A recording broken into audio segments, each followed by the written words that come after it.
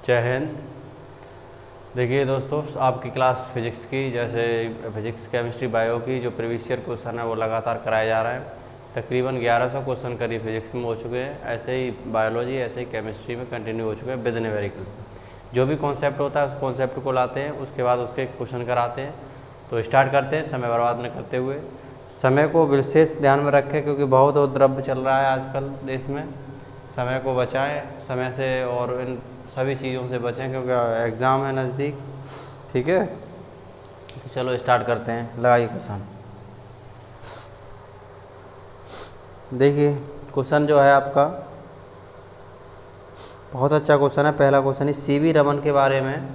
पहला क्वेश्चन ये लगा हुआ है। ये सारे के सारे क्वेश्चन आपको यहाँ बोर्ड पे आ जाया करेंगे और हम यहाँ से आपको सॉल्व कराते रहेंगे। ठीक है, 1074। सीवी रमन के बारे में निम्न में से क्या गलत है? चार ऑप्शन दिए रखे हैं। ये पूछ रहा है क्या गलत है। उन्हें 1954 में भारत रत्न से सम्मानित किया गया था। तो सीधी सीधी इससे पॉइंट पे आते हैं जो भी हमें पता है इसमें। ये उन्हें 1987 में नाइटहुड की उपाधि दी गई थी। ठीक है, सीवी रमन को क्या दी गई थी? नाइटहुड की उपाधि दी गई थी। ये कथन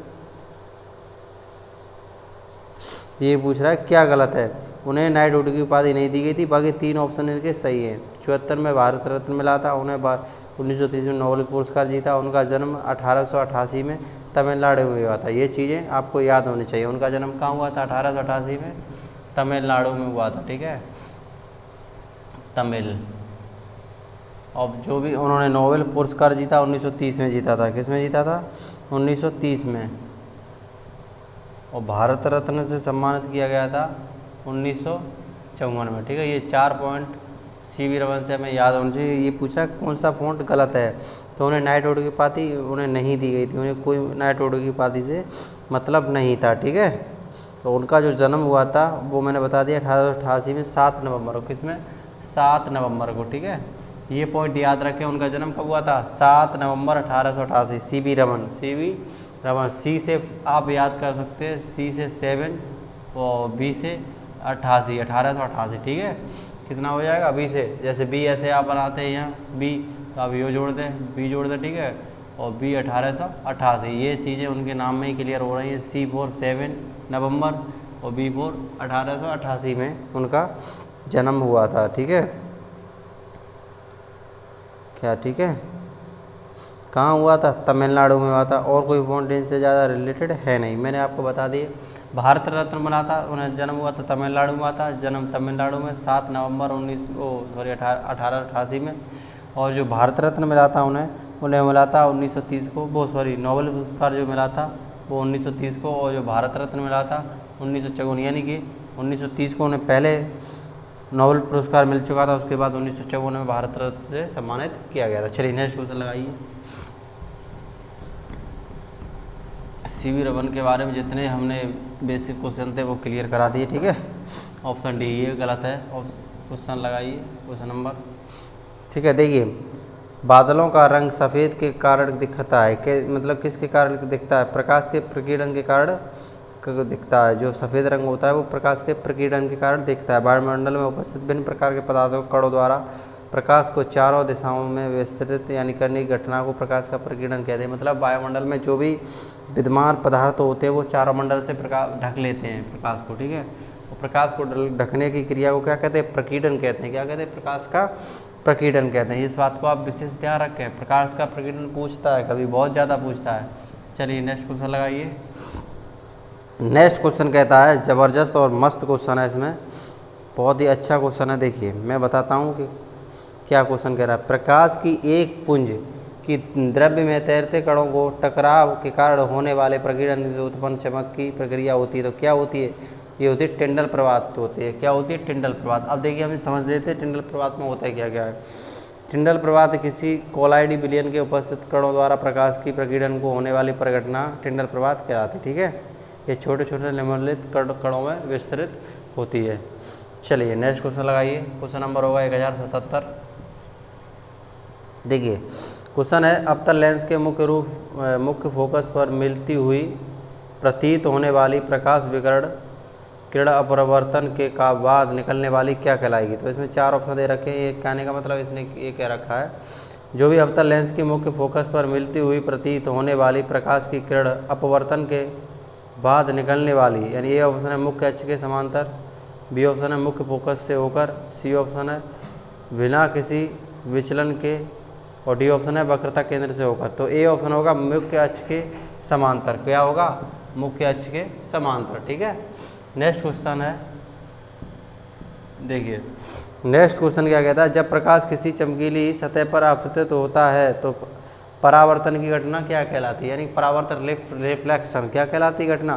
तो ये घटना नियमित होती है। कैसे होती है? नियमित। अनियमित नहीं होगी। जब भी प्रकाश गिरेगा, जैसे हमने इस पर गिराया, ठीक है, तो ये प्रकाश नियमित तुरंत दूसरी दिशा में टकराकर वापस आ जाएगा। ठीक है, ये होता है। ठीक है, तो आपका नियमित होगा। ये कहने का मतलब जब प्रकाश किसी चमकीली सतह पर आपतित होता है तो परावर्तित की घटना होती है, विशेष होती है, सामान्य होती है, अनियमित होती है। ये नियमित होती है। कैसी होती है? नियमित परावर्तित होती है। जैसे प्रकाश गिरा उसी पोजीशन में उसी समय वापस आएगा। ठीक है, चलिए ऑप्शन सी होगा इसका, क्वेश्चन का ऑप्शन सी होगा। ठीक है, नेक्स्ट क्वेश्चन लगाइए। नेक्स्ट क्वेश्चन क्या कहता है? नेक्स्ट क्वेश्चन है आपका 1080। एक समतल दर्पण के लिए छवि होती है तो कैसी होती है?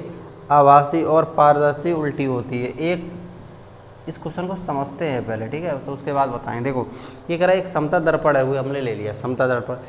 दर्पण दो प्रकार के होते हैं, ये आप समझ लेना। कौन कौन से होते हैं मैं आपको ये बताऊंगा, एक एक पॉइंट क्लियर कराऊंगा।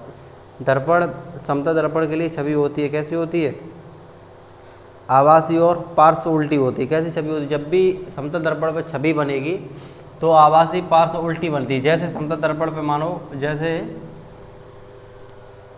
समतल दर्पण पर छवि बनती है, तो मैं आपको एक समतल दर्पण द्वारा बनाएगा प्रतिबिंब पार्श्व रूप से उल्टा एवं आभासी होता है, अर्थात वस्तु का दायां पक्ष प्रतिबिंब के बाएं पक्ष के रूप में दिखाई देगा। वस्तु का बायां पक्ष प्रतिबिंब के दाएं पक्ष पर रूप में दिखाई देगा, यानी कि उल्टा दिखाई देगा। दायां पक्ष बाएं पक्ष और बायां पक्ष दाएं पक्ष पर दिखाई देगा। तो ऑप्शन डी होगा। ठीक है, नेक्स्ट क्वेश्चन चलिए नेक्स्ट क्वेश्चन है आपका, एक समतल दर्पण द्वारा बनाई गई छवि हमेशा होती है तो कैसी होती है? आभासी और सीधी होती है। एक समतल दर्पण द्वारा बनाई गई छवि कैसी होती है? एक समतल दर्पण द्वारा बनाई गई छवि कैसी होती है? देखो ऊपर पूछ रहा था समतल दर्पण के लिए छवि होती है, ये पूछ रहा है बनाई गई छवि हमेशा कैसी होती है? तो आभासी और सीधी होगी। कैसी होगी? आभासी और सीधी होगी। नेक्स्ट क्वेश्चन लगाइए। नेक्स्ट क्वेश्चन होगा 1082 क्वेश्चन, जो है बहुत ही इंपॉर्टेंट क्वेश्चन है। चलिए देखिए, एक समतल दर्पण द्वारा बनाई गई छवि को विशेषतः क्या कहते हैं? तो समानतः आकार, सीधी, पार्श्व तौर पर उल्टी, आभासी। क्या कहते हैं? समानतः। ऑप्शन ए होगा। चलिए नेक्स्ट क्वेश्चन लगाइए।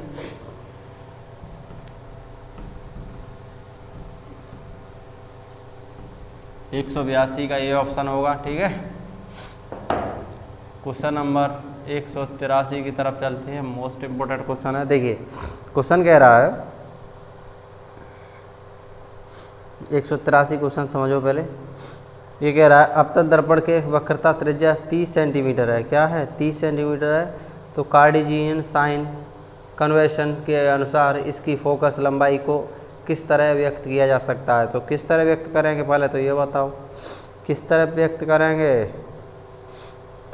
इसकी फोकस दूरी को। अवतल दर्पण की फोकस दूरी F बराबर फोकस दूरी होती है, R त्रिज्या होती है। यहाँ क्या होती है? R त्रिज्या होती है। निकालना इसमें है तो देखिए क्या होगा, इसमें होगा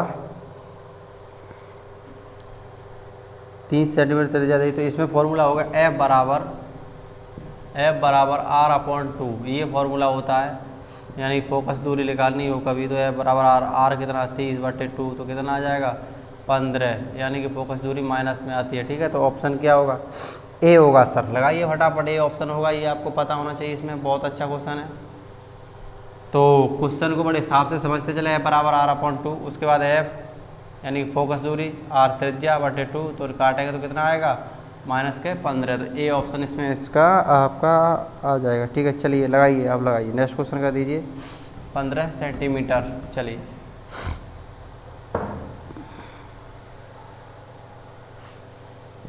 और ये माइनस का किस लिए आता है, मैंने अभी बताया था कि हमेशा उल्टा आता है, प्लस का होगा तो माइनस, माइनस में होगा तो प्लस का आएगा, बायां दायां दायां बायां, ठीक है।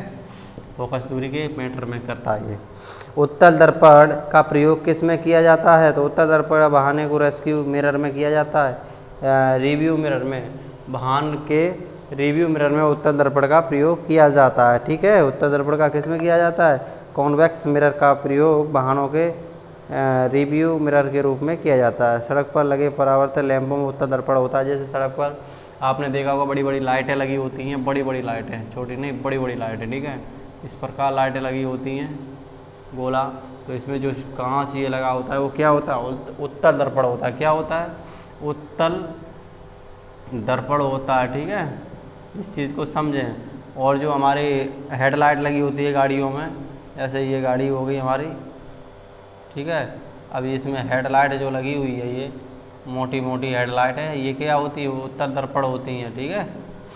समझ में आ गई, कोई दिक्कत हो तो बताएं फटाफट। गाड़ियों में और हमारे जितने भी ये फोकस वाली चीज़ें होती हैं, इनमें क्या होती है, इनका जो फोकस होता है वो कहीं न कहीं एक बंधा हुआ फोकस होता है, ठीक है। और उत्तल दर्पण, और जब भी कहे उत्तल दर्पण की बात करें तो ये फोकस कैसा होता है, बंधा हुआ होता है। और इसमें क्या पूछ रखा है,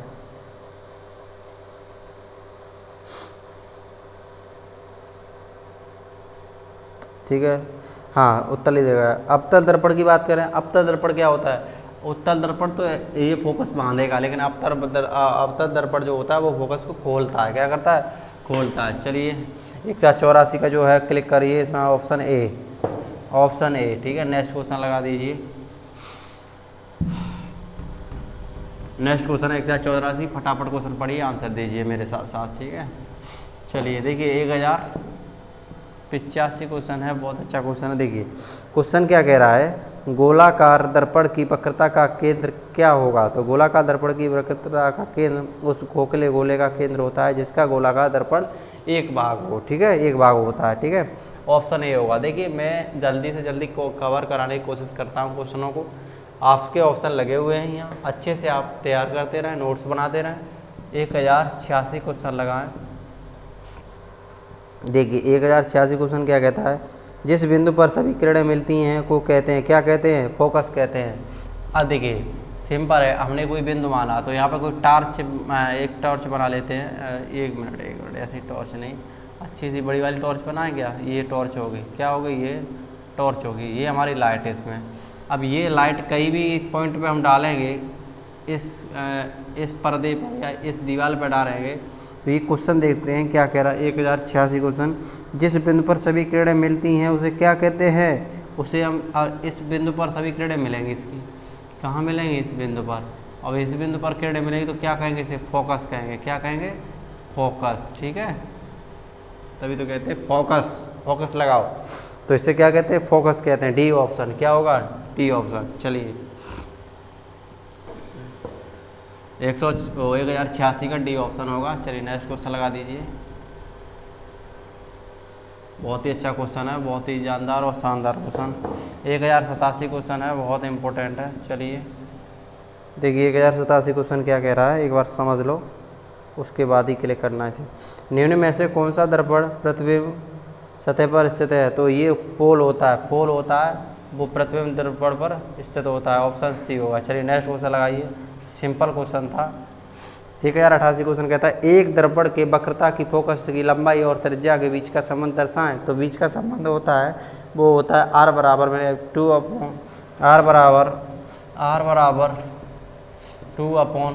क्या होता है, ये होता है, ठीक है, आर बराबर। तो ये कह रहा है एक दर्पण के वक्रता के फोकस लंबाई और त्रिज्या के बीच संबंध जो होता है वो आर बराबर, अरे क्या लगा दिया मैंने, आर बराबर 2/f होता है। क्या होता है, आर बराबर 2/f होता है। ऑप्शन जी होगा आपका सी, क्या होगा, ऑप्शन सी होगा। और ये आपको मैंने बताया दिया था, फोकस की लंबाई होती है हमारी f, ठीक है, आर जो होती है वो त्रिज्या होती है, ये चीज़ें आपको पता होनी चाहिए। और जिसमें क्या बचा, और कुछ है नहीं, ये हमारा फोकस हो गया, ये त्रिज्या होगी, ठीक है। और 2 का गुणा करते हैं किसमें, फोकस में, आर बराबर जब पूल निकालने को कहे तब, ठीक है। चलिए नेक्स्ट क्वेश्चन लगा दीजिए। ये होगा ऑप्शन सी, और ये हो गया आपका, और ये भी ऑप्शन सी है। 1089 क्वेश्चन है आपका।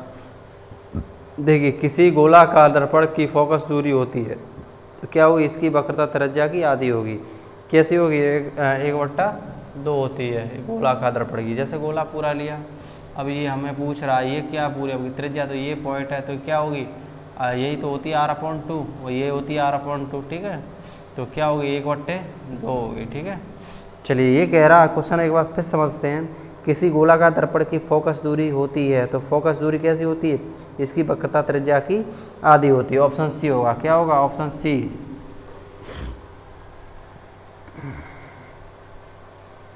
चलिए नेक्स्ट क्वेश्चन लगाइए। नेक्स्ट जो क्वेश्चन है आपका 1089 हो चुका है, 1090 की तरफ चलते हैं, ठीक है। देखिए क्वेश्चन क्या कहता है, यदि कोई वस्तु 5 सेंटीमीटर वक्रता त्रिज्या वाले उत्तल दर्पण से 10 सेंटीमीटर दूरी रखी गई है तो इसका आवर्धन कितना होगा। तो देखिए 5 सेंटीमीटर दे रखा है इसने टोटल, तो क्या होगा, 5 r बराबर लेकर आ रहे हैं तो कितना हो जाएगा, 5/2, तो कितना हो जाएगा, 2 दूनी 4, 2 पंजे 10, 2.5। अब ये कह रहा है, क्या कहानी कह रहा है, क्या कुछ नहीं रहा, इसका फॉर्मूला जो होता है वो लगा दीजिए। इसका फॉर्मूला होता है बराबर u + 1/v, ठीक है। रख दीजिए वैल्यू, जो भी वैल्यू इसमें दे रखी है। तो इसने दे रखी है हमें वैल्यू, ज़्यादा कुछ नहीं है, इसने दे रखी है एफ लिख लेगी यहाँ पर, ठीक है। फोकस f बराबर यानी कि कितना दे रखा है, 2.5। यहाँ क्वेश्चन लगा हुआ है, ठीक है, यहाँ क्वेश्चन लगा है, साथ साथ न्यूमेरिकल करने की कोशिश करें, ठीक है। तो 2.5 बराबर 1/v प्लस और जो वैल्यू है 1.10, ठीक है। और जब ये आप सॉल्व करेंगे आपका आंसर आ जाएगा, ठीक है। कितना आ जाएगा, v बराबर 10/3। अब 3 ऊपर इसमें दे रखा है तो आप m बराबर ये आवर्धन निकालेंगे तो आपका आ जाएगा, देखिए ये आपका आ जाएगा 3 × 10 कितना आ जाएगा,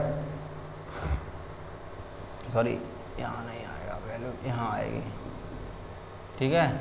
अब जब भी आप करेंगे तो नीचे गुणा करेंगे, कितना हो जाएगा, 30 और 30 गुणा करेंगे तो कितना आ जाएगा, देखिए ऐसे कर सकते, इसमें इससे काट देते 1/3, तो ऊपर पॉइंट लगाएंगे या पॉइंट लगाएंगे, कितना होगा, 10, 3 × 9, 3 × 9, तो वैल्यू आपका ऑप्शन बी होगा। क्या होगा, ऑप्शन बी होगा यहाँ पे 1090 का ऑप्शन बी होगा 0.3, ठीक है। देख लीजिए, स्क्रीनशॉट ले लीजिए, बहुत सिंपल न्यूमेरिकल है, आप फटाफट करिए। चलिए नेक्स्ट क्वेश्चन लगाइए। बहुत ही आसान न्यूमेरिकल है। देखिए नेक्स्ट क्वेश्चन है 1091, ठीक है। 1091 कह रहा को, यानी खाली जगह दे रखी है इसमें, तो बोल रहा है को एक अभिसरण दर्पण भी कहा जाता है। तो किससे कहा जाता है, अवतल दर्पण को एक अभिसरण दर्पण, इसका दूसरा नाम होता है अभिसरण। क्या होता है, अभिसरण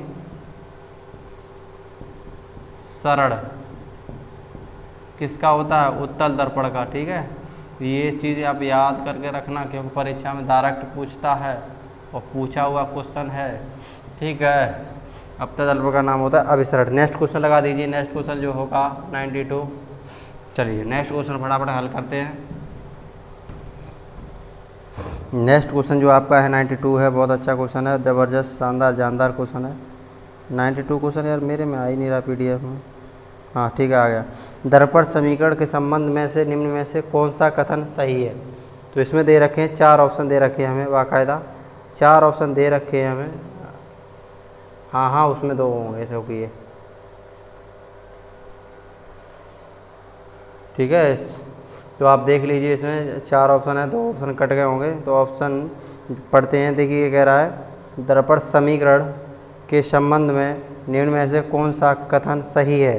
तो वक्रता का केंद्र ध्रुव और वक्रता की त्रिज्या की समान दूरी पर, ऑप्शन बी होगा सभी दूरियों को दर्पण के ध्रुव से मापा जाना, यानी ऑप्शन बी होगा इसमें, सभी दूरियों को दर्पण के ध्रुव से मापा जाना। चलिए नेक्स्ट क्वेश्चन लगाइए। 1093 फटाफट देख लेते हैं। देखिए एक उत्तल दर्पण जिसके फोकस लंबाई, बहुत सरल क्वेश्चन है, वायु को एक द्रव ये म्यू बराबर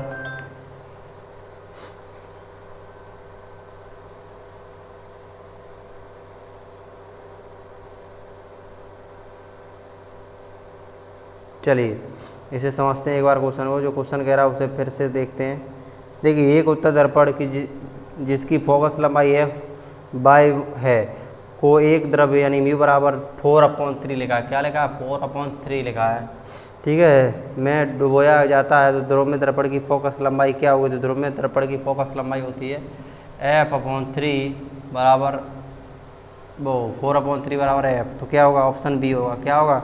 ऑप्शन बी होगा। चलिए नेक्स्ट क्वेश्चन लगा दीजिए फटाफट। नेक्स्ट क्वेश्चन देख लीजिए 1094 क्वेश्चन है, मोस्ट इंपोर्टेंट क्वेश्चन है। देखिए, दर्पण हमेशा वस्तु की एक ऐसी छवि निर्मित करता है जो आभासी बड़ी।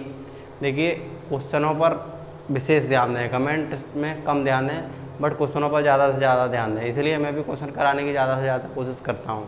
ओके चलिए 1094 क्वेश्चन क्या कहता है? दर्पण हमेशा वस्तु की ऐसी छवि निर्मित करता है जो आभासी बड़ी और समान आकार में होती है। तो होगा समतल। कैसी होगी?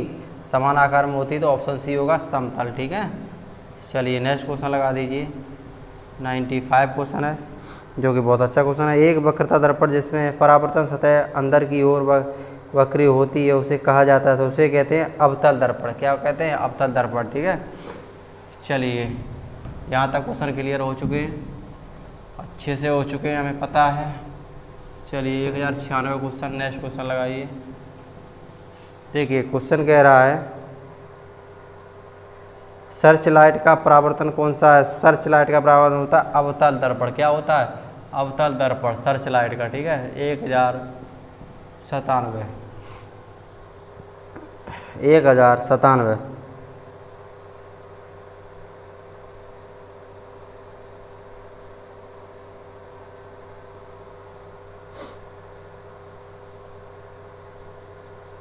अवतल दर्पण का कहाँ किया जाता है? नाई की दुकान में भी किया जाता है, सर्च लाइट में भी किया जाता है, मोटर गाड़ियों के हेडलाइट में भी किया जाता है। ठीक है, सर्च लाइट।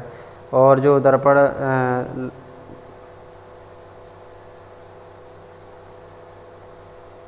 चलिए, और अवतल दर्पण का जो भी प्रयोग डॉक्टर वगैरह करते हैं ये भी अवतल दर्पण का ही करते हैं। चलिए 197 क्वेश्चन की तरफ चलते हैं। अब देखिए क्वेश्चन क्या है आपका।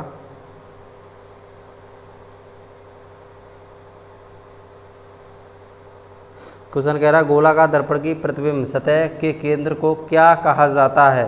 तो इसे कहते हैं पोल यानी कि ध्रुव कहते हैं। ऑप्शन सी 1098 क्वेश्चन क्या कहता है?